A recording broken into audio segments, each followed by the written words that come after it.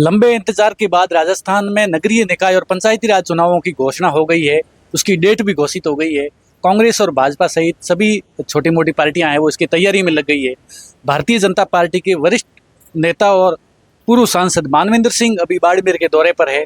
हम इनसे बात करते हैं कि भाजपा की तैयारी है वो इन चुनावों को लेकर कैसी है, क्योंकि आपको मुख्यमंत्री भजनलाल शर्मा की ओर से यहाँ के लिए विशेष जिम्मेदारी भी दी गई है।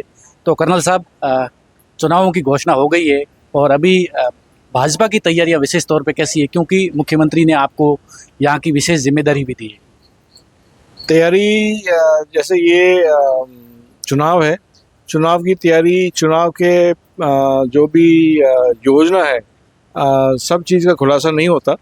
हम तैयारी करेंगे, जीतने की तैयारी करेंगे। हमें विश्वास है कि जिस प्रकार आज इंद्रदेव ने मेहरबानी करके बाड़मेर को अच्छी वर्षा दी है, मुझे विश्वास है कि जनता भी इतना ही भरपूर मतदान देंगे भाजपा के पक्ष में।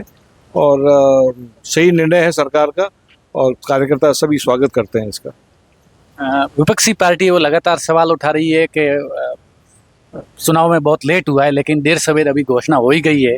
तो इसको आप किस तरीके से देखिए, कोई हर निर्णय सरकार के हाथ में नहीं होता। इसमें कुछ कोर्ट की प्रक्रिया भी थी और कोर्ट में कुछ अड़चन था, तो कोर्ट से सहमति लेकर सरकार ने घोषणा करी है और जनता के हित में करी है। और उसमें मुझे विश्वास है कि परिणाम भी जनता के हित में ही होगा, पार्टी के पक्ष में। सरकार का जो 2.5 साल का कार्यकाल है, प्रदेश सरकार का है, वो बीत गया है। तो उस कार्यकाल के आधार पे जो जनता के काम हुए, उसके आधार पे आपको लगता है नगरीय और पंचायती राज दोनों चुनावों में भाजपा को आशीर्वाद मिलेगा? जी, चुनाव जो परिणाम होते हैं वो काम के आधार पर भी होते हैं और प्रचार के आधार पर भी होते हैं और उम्मीदवार के चयन पर भी होते हैं। ये तीनों को देखकर हमारी योजना बनेगी और मुझे विश्वास है कि योजना सही रहेगी और परिणाम भी सही रहेगा।